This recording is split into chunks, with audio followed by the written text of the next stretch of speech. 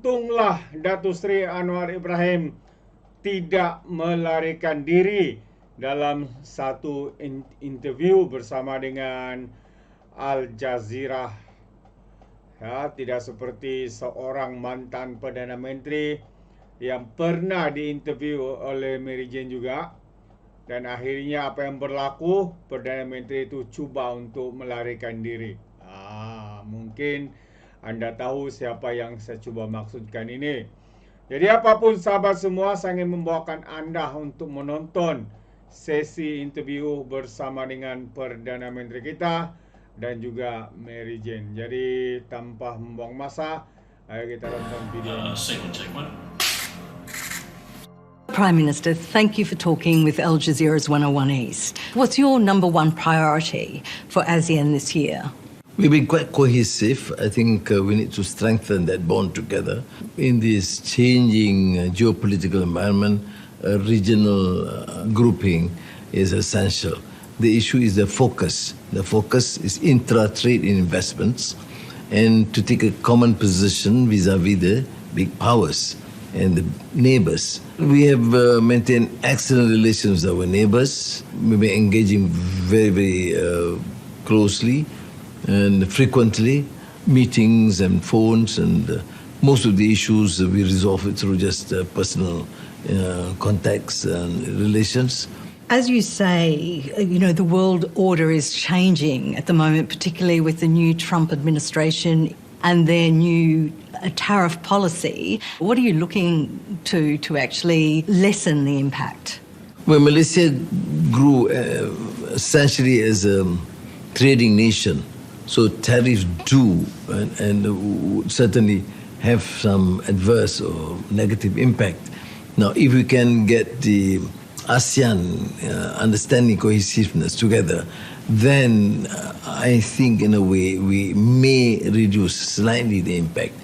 The other advantage, of course, Malaysia in particular in ASEAN maintains the principle of centrality, which means we continue to have excellent relations with China, with India, South Africa, Brazil, taking a sort of a more pragmatic approach, whilst America, of course, is the largest trading partner and largest investor into Malaysia.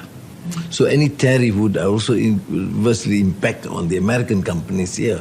We understand that in the region, amongst ASEAN countries, transnational repression has become a serious concern.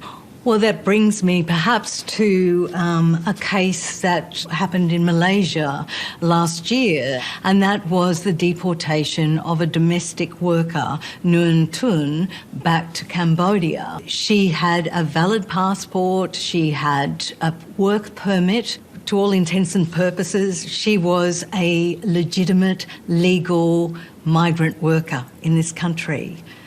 But she was deported back to Cambodia and is now in jail. You say you love me to the moon and back?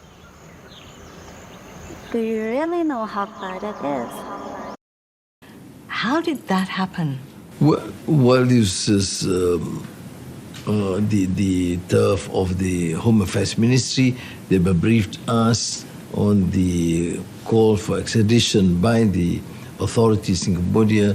We did engage and asked repeatedly for explanation, but within ASEAN, that sort of understanding remains that if it is deemed to be related to some activity that we cannot defend in terms of the law, then we will have to extradite.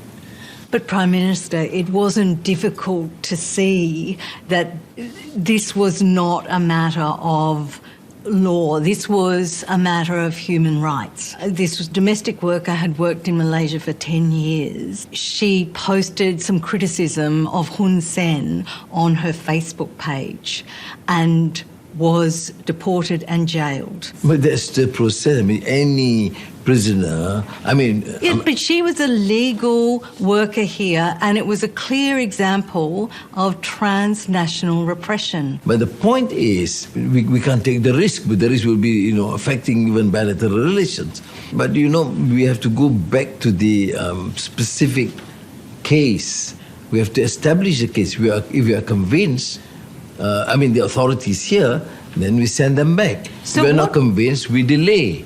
Even were in this her case, offences? No, I wouldn't know. Told? I wouldn't know. I mean, you don't ask for the 34 million people here in Malaysia. You ask a specific case, I wouldn't know. But what I know is there was a request for extradition by the Cambodian authorities, and both the police, the immigration, and the legal department under the Home Affairs Ministry then made their recommendations. I did communicate with the Prime Minister. That much I did. To Hun Manet or? To Hun Manet. Hun Manet. Yes. And what did you say to Hun Manet? No, of course I said we were concerned. I mean, he knows, of course, they know my position and my background. But of course, then they said we have given all the evidence and have reduced all the evidence to your Home Affairs Ministry. It made headlines internationally, this particular case, which was damaging to Malaysia and its reputation and ASEAN. Did you not want to know? No, it should not, because if we have reasons to question, when we continue questioning. If we have reason to delay, we delay. But I think it's paramount to also respect their laws. Otherwise, how do we work and make ASEAN as a cohesive force? But there doesn't seem to be any transparency here. What did she do wrong? She was charged with incitement in Cambodia, but she had a Facebook page with followers. It's not a major threat. Well, That's not the only issue raised by the Cambodian authority. It's not a question whether I agree or not. And it's purely a legal issue in Cambodia. I have my personal views, because you are dealing with a foreigner here, we're not dealing with a Malaysian. So even though you knew what was happening and you were satisfied that she should be deported... Not satisfied. I mean, I should say that evidence showing that, a crime or an offence committed in the country, and I think there is reason to agree to the request by the Cambodian authorities. But then why wasn't I wouldn't do that here. Sorry? I mean, I wouldn't do that to my citizens. That we have different set of laws, and we didn't just concede. We did not, and that's why I say it's a protracted discussion. It went up to the minister, up to the Prime Minister, which means that it was an easy decision even for us. Do you regret personally that you led a country that deported this woman back to be jailed? In a sense, Malaysia is being complicit in Cambodia's transnational repression. The undertaking given to us was that they go through the due process in Cambodia. Mm-hmm. I would suggest that, of course, they must follow the due process. But given what we know about Cambodia, I mean, it is becoming increasingly repressive, and the judicial system is used as a weapon. I don't honestly accept this, particularly, from the now what's happening in the West, in the United States, for people to say and be so condescending about the system.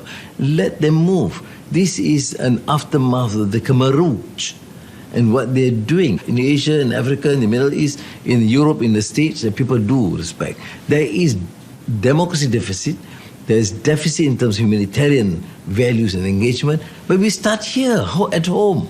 I don't impose things on other countries. But are these the values of all Cambodians? Because the opposition party was banned at a stage when they were almost going to win an election. This is the viewpoint of we've extended our discussion in Cambodia, but fair. Cambodia is one country of the 10 in ASEAN. But the point is, we cannot have this cohesive body if we take such a condescending view and representing what? Name me which country that have been successful in terms of democratic and humanitarian values and ideals that you can suddenly pounce on one small country in ASEAN. And that's my position. Do I condone all the excesses? No.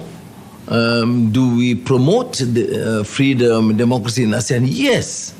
Do we believe that this thing can be done fast? No. Even in Malaysia, we have huge problems. I believe strongly in freedom and democratic accountability. But I also understand that there are limits, and we will have to take tough measures when it is absolutely necessary. Transnational crime in the region is another issue for ASEAN.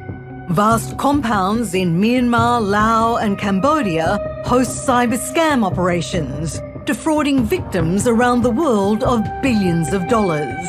I lost over $300,000. In Cambodia, more than 150,000 people are believed to be involved, many of them trafficked and forced to scam. The United States Institute of Peace estimates the Cambodian scam industry is worth some $12.5 billion a year. Numerous reports have highlighted the involvement of senior members of the Cambodian government. What about transnational crime? What do you propose doing to tackle that? We have now within ASEAN more, should I say, aggressive or active sort of engagements in terms of cybersecurity, transnational crimes. We thought that within the region, ASEAN, we have some common rules of law so that there's that sort of an understanding. We are working towards that. What do you do, though, when member countries like Cambodia and the government are complicit in this industry?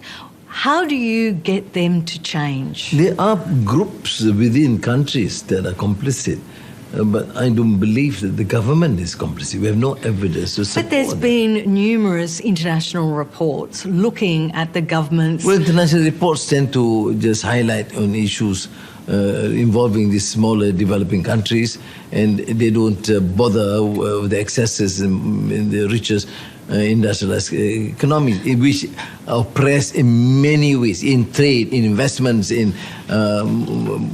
whatever policy that you may have. I'm not condoning, but we are working. I mean, the financial scam. Cambodia is working with us to try and contain this. I look at the facts.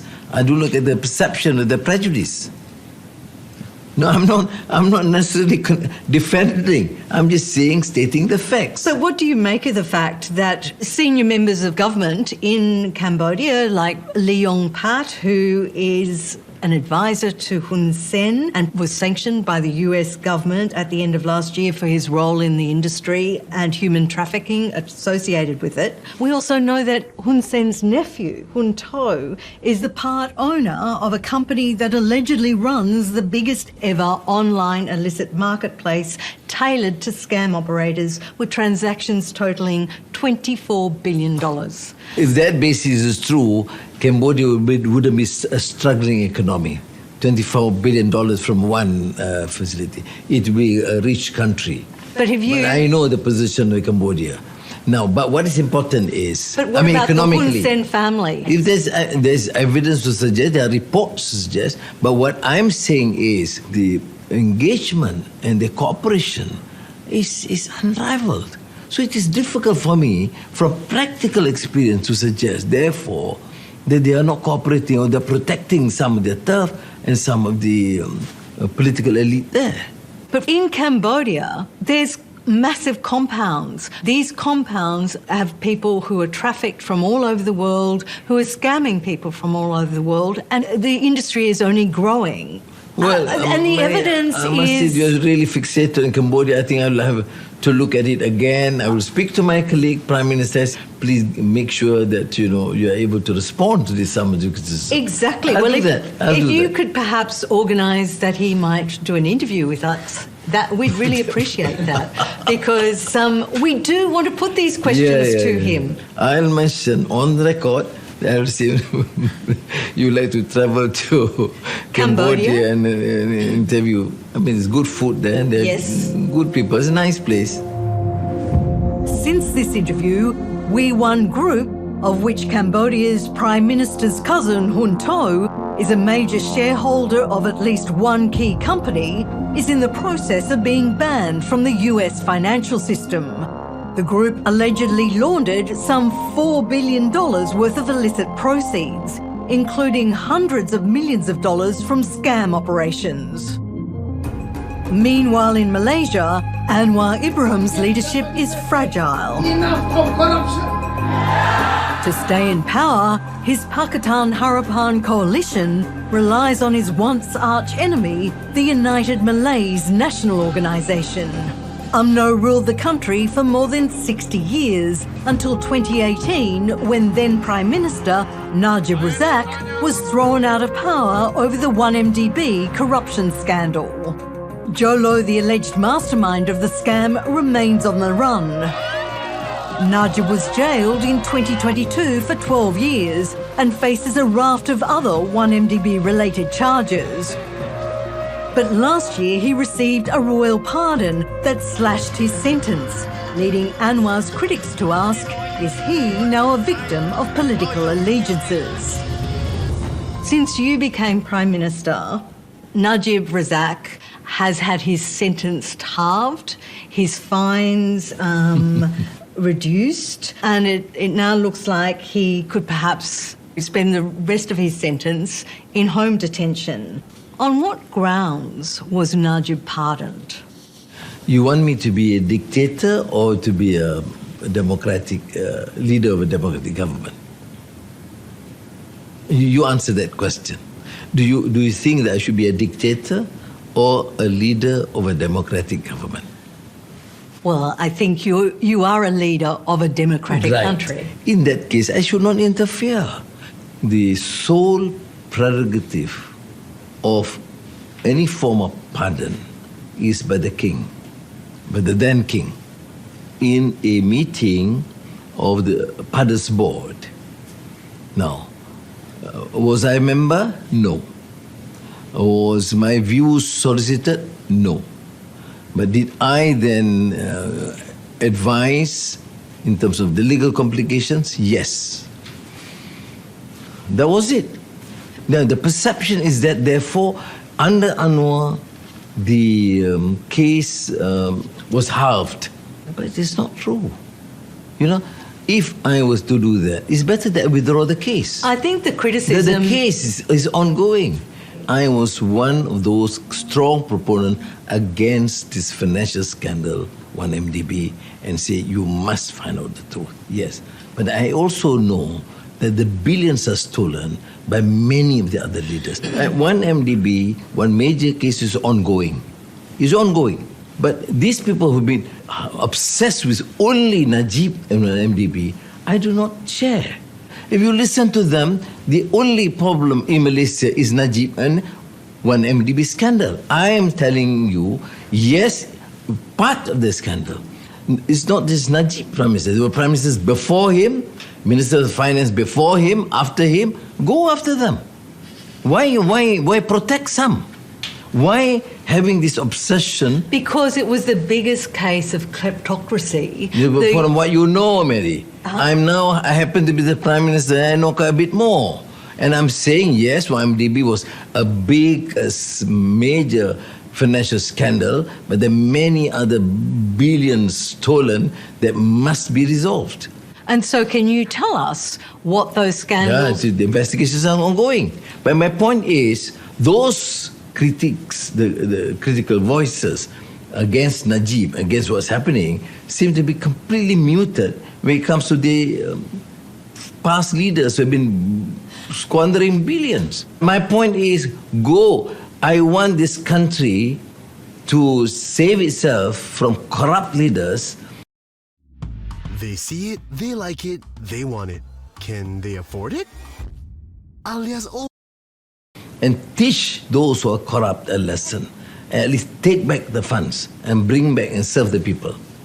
Why did you, though, personally take Najib's request for a pardon to the Pardons Board? Because I'm the Prime Minister, I cannot show prejudice against anyone. Your critics would say, though, that this was a politically driven decision in the sense that you rely on Najib's party, UMNO, to stay in power. This is what people are saying. You are damned, you don't. So finally you do the right thing. What's the right thing? The right given to every single convict in the federal territory to submit a request for review. I have done that. What? To submit a request for a review, not a decision. I was imprisoned first by Mahathir, many years. Oh my dear. Then by Najib. But I said, look, we should go beyond that. I don't harbor that sort of bitterness because I think it is a disease. But the due process continue. The issue, forgive me, is why this obsession with this man who is now in prison, for God's sake. He is in prison. And those who are just plundering with their billions are still set free. And you don't bother. I mean, not you, I mean the so-called progressive or what, the critic. He was the Prime Minister, the Finance Minister and the Chairman of 1MDB. His wife got a $27 million piece of jewellery, and Najib says that was a pink diamond given to him by a UAE royal member of the royal family. Thank you. You know, and that's... You don't need to convince me of that. I took it up. But some of these issues were taken up by Anwar. What is the deal? But my point is, he's now in prison and the case is ongoing. Why the obsession about Najib when you have many other cases too? Have we stopped prosecuting? No. Has the case stopped? No. Is the case ongoing? Yes. But okay, move on.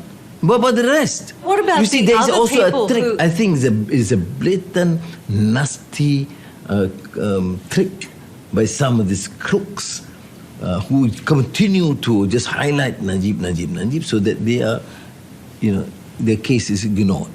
Let us run this country and get back for proper governance and rule of law, judicial independence. Let us run this country and not be balked by one obsession. Just on that matter of people getting away with things, where is Jolo in all of this? We are trying, one of the first things that I did when I was Prime Minister to call up all the agencies and enforcement agencies to do whatever they can, because I think he's quite instrumental and his testimony will be pivotal in actually closing, at least putting an end to this case. You said that Malaysia was negotiating with authorities overseas to secure his return and mentioned the process was complicated. Yes. Why is it so difficult, given the mountain of evidence against Jolo, to actually get him back? Because we don't know where he is. There's a web, of this, So he's not in China? No, we can't establish this in China. I mean, seriously, on record. But we suspect some movements. If I say more, they will be more complicated. Is it a case that certain camps in Malaysia don't want him brought back here? I believe so. I'm sure. I'm the fact that his return would probably expose more. I don't want to be just acted to consider this as the only issue that the Prime Minister Anwar has to deal with. Anwar has to deal with the issue of governance and rid this country of systemic corruption. And it's a major, arduous battle. And it does not start and end with 1MDB. Thank you, Prime Minister. I appreciate you. Don't want another question?